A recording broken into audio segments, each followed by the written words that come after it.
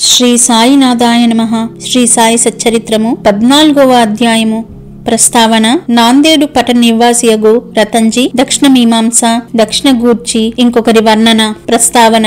గత అధ్యాయంలో బాబా యొక్క వాక్కు ఆశీర్వాదములచే అనేకమైన అసాధ్య రోగములు ఎట్లు నయమైనో వర్ణించితిమి. ఈ అధ్యాయములో రతన్జీ వాడియా అను వాణిని బాబా ఆశీర్వదించి సంతానం ఎట్లు కలుగజేసెనో వర్ణించెదము. ఈ యోగీశ్వరుని జీవితము లోపల వెలుపల కూడా సహజంగా అత్యంత మధురంగా ఉండును. వారు నడిచిన, భుజించిన, మాట్లాడిన, ఏ పని చేసినను అన్నియు మధురముగా ఉండును. వారి జీవితము మూర్తీభవించిన ఆనందము. శ్రీ సాయి తమ భక్తులు జ్ఞప్తి అందించుకున్న నిమిత్తము వానిని చెప్పిరి. భక్తులు చేయవలసిన పనుల అనేక కథల రూపముగా బోధించిరి. క్రమముగా అవి అసలైన మతమునకు మార్గమును చూపును. ప్రపంచములోని జనులందరూ హాయిగా ఉండవలనని బాబా ఉద్దేశము. కాని వారు జాగ్రత్తగా నుండి జీవిత ఆశయము అనగా ఆత్మ సాక్షాత్కారమును సంపాదించవలనని వారి ఉద్దేశము. గత జన్మల పుణ్యము కొలది మనకు మానవ జన్మ లభించినది కాబట్టి దాని సహాయముతో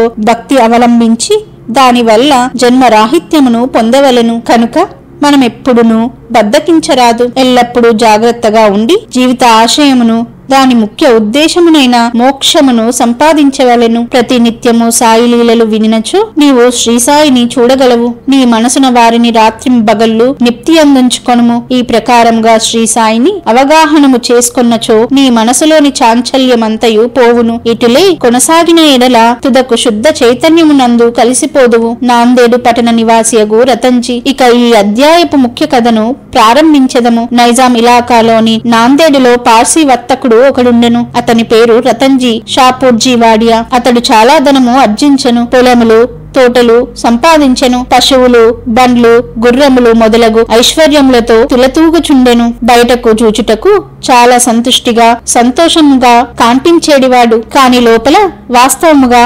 అట్లుండేవాడు కాడు. ఈ లోకమునందు పూర్తి సుఖంగా ఉన్నవారు వారొక్కరూ లేరు. ధనికుడగు రతన్జీ కూడా ఏదో చింతతో ఉండెను. అతడు ఔదార్యము కలవాడు. దాన ధర్మములు చేయువాడు. బీదలకు అన్నదానము, వస్త్రదానము చేయుచుండువాడు. అందరికి అన్ని విధముల సహాయము చేయుచుండువాడు. చూచిన వారందరూ అతడు మంచివాడు, సంతోషంగా ఉన్నాడని అనుకొనిరి. కాని రతన్జీ చాలా కాలము వరకు సంతానము లేకపోవుటచే నిరుత్సాహి అయి ఉండును. భక్తి లేని హరికథ వలె, వరుసలేని సంగీతము వలె, జందము లేని బ్రాహ్మణుని వలె, ప్రపంచ జ్ఞానము లేని శాస్త్రవేత్త వలె, పశ్చాత్తాపము లేని యాత్ర వలె, కంఠాభరణం లేని అలంకారము వలె రతన్జీ జీవితము పుత్ర సంతానము లేక నిష్ప్రయోజనముగాను కళా విహీనముగాను ఉండెను. రతన్జీ ఎల్లప్పుడూ ఈ విషయంను గూర్చియే చింతించుచుండెను. రతన్జీ తనలో తాను ఇట్లనుకొనెను. భగవంతుడు ఎన్నడైనా సంతుష్టి చెంది పుత్ర సంతానము కలుగచేయడా? మనసునందలి ఈ చింతలో అతడు ఆహారమందు రుచిగోల్పోయెను. రాత్రింబవలు తనకు పుత్ర సంతానము కలుగునా లేదా అను ఆతృతతో ఉండువాడు. దాసగను మహారాజు అందు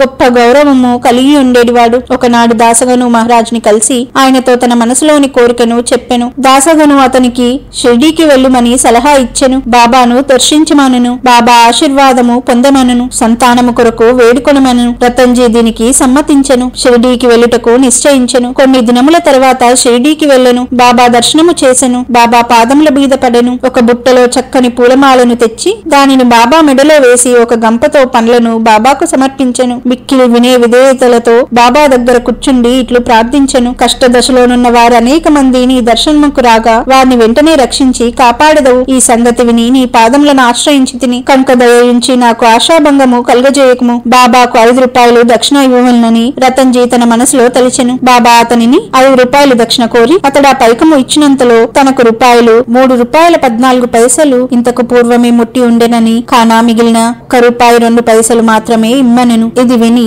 రతన్జీ మిగులు ఆశ్చర్యపడెను. బాబా ఆడిన మాటలను రతన్జీ గ్రహించుకొనలేకపోయాను. కాని బాబా పాదముల వద్ద కూర్చుండి మిగతా దక్షిణ ఇచ్చెను. తాను వచ్చిన పని అంతయు బాబాకు విన్నవించి తనకు పుత్ర సంతానము కలుగజేయమని వేడెను. బాబా మనస్సు కరిగెను. దిగులు పడకు, నీ కీడు రోజులు ముగిసినవి. అల్లా నీ మనసులోని కోరిక నెరవేర్చు అని చెప్పెను. బాబా వద్ద సెలవు పుచ్చుకొని రతన్జీ నాందేడుకు వచ్చెను. దాసగనుకు షిరిడిలో జరిగిన వృత్తాంతమంతా వివరమంతయు తెలిపెను. అంతయు సవ్యముగా జరిగిననియు బాబా దర్శనము వారి ఆశీర్వాదము ప్రసాదము లభించినవనియు ఒక్కటి మాత్రమే తనకు బోధపడని సంగతి కలదని అనెను. తమకు అంతకు ముందే ₹3.14 ముట్టినవని బాబా ఆడిన మాటలకు అర్థమేమని దాసగను అడిగెను. ఇంతకు మునుపు నేనెప్పుడు షిర్డీకి వెళ్లి ఉండలేదే, నా వల్ల బాబాకు ₹3.14 ఎట్లు ముట్టెను? అది దాసగనుకు కూడా ఒక చిక్కు సమస్యగా తోచెను. దానిని గూర్చి కొంతసేపు ఆలోచించెను. కొంతకాలమైన పిమ్మట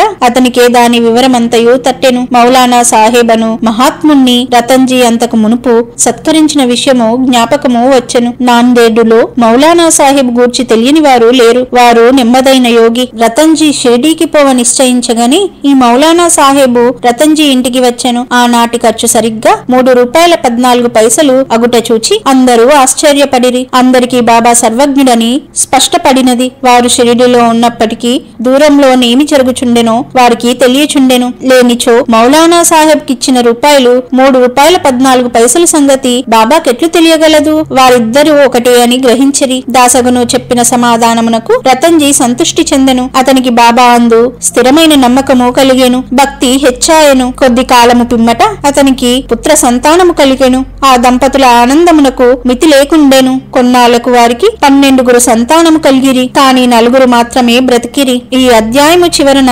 హరివినాయక సాటే అనువాడు తను మొదటి భార్య కాలము చేసిన పిమ్మట రెండవ వివాహము చేసుకునినచో పుత్ర సంతానము కలుగునని బాబా ఆశీర్వదించిన కథగలదు. అట్లే రెండవ భార్య వచ్చిన పిమ్మట వారికి 2 కుమార్తెలు కలిగిరి. అతడు నిరుత్సాహము చెందెను. కాని బాబా మాటలెన్నటికీ అసత్యములు కానేరవు. 3వసారి అతనికి కొడుకు పుట్టెను. ఇట్లు బాబా వాక్యము నిజమైనది. అంతనతడు మిక్కిలి సంతుష్టి చెందెను. దక్షిణ మీమాంస దక్షిణ గూర్చి క్లుప్తంగా చెప్పి ఈ అధ్యాయమును ముగించెదము. బాబా తమను చూచుటకు వెళ్లిన వారి వద్ద నుండి దక్షిణ పుచ్చుకొనుట అందరికీ తెలిసిన సంగతే. బాబా ఫకీరైనచో వారికి దేని యందు అభిమానము లేకున్నచో వారి దక్షిణను ఎందుకు అడగవలను? వారు ధనము నేల కాంక్షించవలనని ఎవరైనా అడగవచ్చును. దీనికి పూర్తి సమాధానం ఇది. మొట్టమొదట బాబా ఏమియు పుచ్చుకునేడివారు కారు. కాల్చిన అగ్గు పుల్లలను జాగ్రత్త పెట్టుకుని జేబులో వేసుకునేడివారు. భక్తులను కాని తదితరులను కాని బాబా ఏమియో అడిగేడివారు కాదు. ఎవరైనా 1 అనా కాని 2 అనాలు కాని ఇచ్చినచో వానితో నూనె పొగాకు కొనేడివారు. బీడీ కాని చిలుము కాని పీల్చేవారు. రితహస్తములతో యోగులను చూడరాదని కొందరు 1 కాని 2 కాని పైసలను బాబా ముందర పెట్టేవారు. 1 అనా కాని ఇచ్చినచో బాబా జేబులో ఉంచుకునేడివారు. అర్ధ అనా ఇచ్చినచో తిరిగి ఇచ్చేడివారు. బాబా కీర్తి అన్ని దిశలకు వ్యాపించిన తర్వాత అనేక మంది బాబా దర్శనముకై గుంపులుగా రాజొచ్చిరి. అప్పుడు బాబా వారిని దక్షిణ అడుగుచుండెను. దేవుని పూజ యందు బంగారు నాణము లేనిదే ఏ పూజ పూర్తి కాదు అని వేదము చెప్పుచున్నది. దేవుని పూజ యందు నాణం అవసరమైనచో యోగుల పూజలో మాత్రమేలా ఉండరాదు?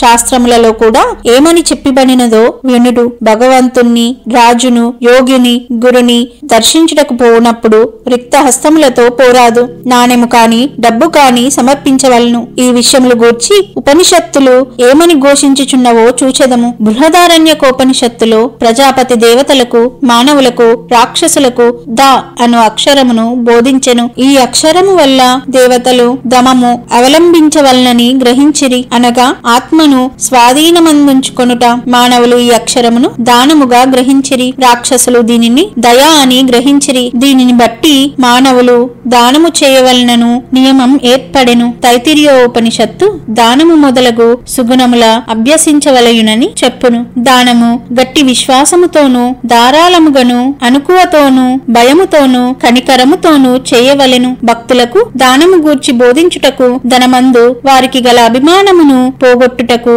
వారి మనములను శుభ్రపరచుటకు బాబా దక్షిణ అడుగుచుండెను. కాని ఇందులో ఒక విశేషమున్నది. బాబా తాము పుచ్చుకున్న దానికి 100 రెట్లు తిరిగి ఇవ్వవలసి వచ్చుచుండెను. ఇట్లు అనేక మందికి జరిగెను. దీనికొక ఉదాహరణము గణపతిరావు బోడస్యను ప్రముఖ నటుడు తన మరాఠీ జీవిత చరిత్రలో గడియ గడియకు బాబా దక్షిణ అడుగుచుండు చేత ధనముంచుకొను సంచి తీసి బాబా ముందు కుమ్మరించి తిని అనియో దీని ఫలితముగా ఆనాటి నుండి తన జీవితంలో ధనమునకు ఎట్టి లోటు లేకుండెననియు రాసెను. ఎల్లప్పుడూ కావలసినంత ధనము గణపతిరావు బోడస్కు దొరుకుచుండెను. బాబా దక్షిణ అడిగినప్పుడు ధనమే ఇవ్వనక్కర్లేదను అర్థము కూడా పెక్కు సంఘటనల వలన తెలియవచ్చుచున్నది. దీనికి 2 ఉదాహరణములు. బాబా 15 రూపాయలు దక్షిణ ఇమ్మని ప్రొఫెసర్ జీబీ నార్కేన్ అడుగగా అతడు తన వద్ద దమ్మిడి అయినా లేదనెను. దానికి బాబా ఇట్లనెను, నీ వద్ద ధనము లేదని నాకు తెలియను, కాని నీవు యోగ వాసిష్టము చదువుచున్నావు కదా, దాని నుంచి నాకు దక్షిణ ఇమ్ము. దక్షిణ అనగా ఇచ్చట గ్రంథము నుంచి నేర్చుకొనిన విషయములను జాగ్రత్తగా హృదయంలో దాచుకొనుమని అర్థము. ఇంకొకసారి తర్కడ్ భార్యను 6 రూపాయలు దక్షిణ ఇమ్మని బాబా అడిగెను. తన వద్ద పైకము లేకుండటచే ఆమె మిగుల చిన్నబోయెను. అప్పుడు అక్కడే ఉన్న ఆమె భర్త బాబా వాక్కులకు అర్థము చెప్పెను. తన 6 శత్రువులను, క్రామ, క్రోధ, లోబాదులను తమకు పూర్తిగా సమర్పించవలనని బాబా భావమని అతడు తన భార్యకు వివరించెను. దానికి బాబా పూర్తిగా సమ్మతించెను. బాబా దక్షిణ రూపముగా కావలసినంత ధనము వసూలు చేసినప్పటికీ దానినంతయు వారు ఆనాడే పంచిపెట్టుచుండిరి. ఆ మరుసటి ఉదయమునకు బాబా మామూలు పేద పకీరు అగుచుండెను. 10 సంవత్సరముల కాలము వేల కొలది రూపాయలను దక్షిణ రూపముగా పుచ్చుకొనినను మహాసమాధి చెందునాటికి 7 రూపాయలు మాత్రమే వారి చెంత మిగిలెను. 1000 బాబా దక్షిణ పుచ్చుకొనుట భక్తులకు దానమును త్యాగమును నేర్పుట కొరకే. దక్షిణ గూర్చి ఇంకొకరి వర్ణన. బీవీ దేవ్ ఠాణా నివాసి, ఉద్యోగ విరమణ చెందిన మామల్తాదారు బాబా భక్తుడు. దక్షిణ గూర్చి ఆయన శ్రీ సాయి లీలా మాసిక పత్రికలో ఇట్లు రాసి ఉన్నారు. బాబా అందరినీ దక్షిణ అడుగువారు కారు. అడగకుండా ఇచ్చినచో ఒక్కొక్కప్పుడు పుచ్చుకొనేడివారు, ఇంకొకప్పుడు నిరాకరించువారు. బాబా కొంతమంది భక్తుల వద్ద దక్షిణ అడుగుచుండెను. బాబా అడిగినచో ఇచ్చెదమను వారి వద్ద బాబా దక్షిణ పుచ్చుకొనేడివారు కారు. తమ ఇష్టమునకు వ్యతిరేకముగా ఎవరైనా దక్షిణ ఇచ్చినచో బాబా దానిని ముట్టేవారు కారు. ఎవరైనా దక్షిణ తమ ముందు ఉంచినచో దానిని తిరిగి తీసుకొని పొమ్మనుచుండెరి. బాబా అడిగేడు దక్షిణ పెద్ద మొత్తములు కాని చిన్న మొత్తములు కాని భక్తుల కోరికలు భావము వసతి పట్టి ఉండును. స్త్రీలు పిల్లల వద్ద కూడా బాబా దక్షిణ అడుగుచుండెను. వారు అందరూ ధనికులను కాని అందరూ బీదలను కాని దక్షిణ అడుగలేదు. తాము అడిగినను దక్షిణ ఇయ్యని వారిపై బాబా కోపించి ఉండలేదు. ఎవరి ద్వారానైనా భక్తులు దక్షిణ పంపినచో తెచ్చిన వారు దానిని మర్చినప్పుడు వారికి దానిని గూర్చి గిప్టికి తెచ్చి ఆ దక్షిణను పుచ్చుకొనువారు. ఒక్కొక్కప్పుడు చెల్లించిన దక్షిణ నుంచి కొన్ని రూపాయలు తిరిగి ఇచ్చి పూజలో పెట్టుకోమనేది వారు. దీని వలన భక్తునికి మిక్కిలి ప్రయోజనము కనిపించుచుండెను. అనుకున్న దానికంటే ఎక్కువ ఇచ్చినచో కావలసిన దానిని ఉంచుకొని మిగతా దానిని తిరిగి ఇచ్చివేయుచుండిరి. ఒక్కొక్కప్పుడు భక్తులు అనుకొనిన దానికంటే ఎక్కువగా ఇవ్వమనుచుండువారు. లేదనినచో ఎవరి వద్దైనా బదులు పుచ్చుకొని గాని అడిగి తీసుకొని కాని ఇవ్వమనుచుండిరి. కొందరి వద్ద నుంచి ఒకే రోజు 3-4 సార్లు దక్షిణ కోరుచుండిరి. దక్షిణ రూపముగా వసూలైన పైకము నుంచి బాబా కొంచెము మాత్రమే చెలుమునకు దుని కొరకు ఖర్చు పెట్టుచుండిరి. మిగతా దానినంతయు బీదలకు దానము చేయుచుండెడివారు. 50 రూపాయలు మొదలు 1 రూపాయి వరకును ఒక్కొక్కరికి నిత్యము దానము చేయుచుండువారు. షిరిడీ సంస్థానంలో ఉన్న విలువైన వస్తువులన్నీ రాధాకృష్ణమాయి సలహాచి భక్తులు తెచ్చి ఇచ్చిరి. ఎవరైనా విలువైన వస్తువులు తెచ్చినచో బాబా వారిని తిట్టేడివారు. నానా సాహెబ్ చాందోర్కర్తో తన ఆస్తి అంతయు ఒక కౌఫీనము, ఒక విడిగుడ్డ, ఒక కఫ్ని, ఒక తంబిరేలు గ్లాసు మాత్రమే అనియు అయినప్పటికీ భక్తులు అనవసరమైన నిష్ప్రయోజనమైన విలువైన వస్తువులు తెచ్చుచున్నారని అనుచుండేడివారు. మన పారమార్థికమునకు ఆటంకములు 2 కలవు. మొదటిది స్త్రీ, రెండవది ధనము. షిరిడీలో బాబా ఈ 2 సంస్థలను నియమించి ఉన్నారు. అందొక్కటి దక్షిణ, రెండవది రాధాకృష్ణమాయి. తన భక్తులు ఈ రెండిటిని ఎంతవరకు విడిచిపెట్టిరో పరీక్షించుటకై బాబా వీనిని నియమించెను. భక్తులు రాగానే దక్షిణ అడిగి పుచ్చుకొని బడికి రాధాకృష్ణమాయి గృహమునకు పంపుచుండిరి. ఈ 2 పరీక్షలకు తట్టుకున్నచో అనగా కనకమందు కాంతయందు అభిమానము పోయినదని నిరూపించినప్పుడే బాబా దయ వలన ఆశీర్వాదము వలన వారి పారమార్థిక ప్రగతి శీఘ్రమగుట దృఢపడిచుండెను. భగవద్గీతలోను ఉపనిషత్తులలోను పవిత్రమైన స్థలమందు పవిత్రునకిచ్చిన దానము ఆ దాత యొక్క యోగక్షేమములకు అధికముగా తోడ్పడునని ఉన్నది. షిరిడీ కన్నా పవిత్ర స్థలమేది? అందున్న దైవము సాయిబాబా కన్నా మిన్న ఎవరు? 14వ అధ్యాయము సంపూర్ణము. సద్గురు శ్రీ సాయినాథార్పణమస్తు. శుభం భవతు.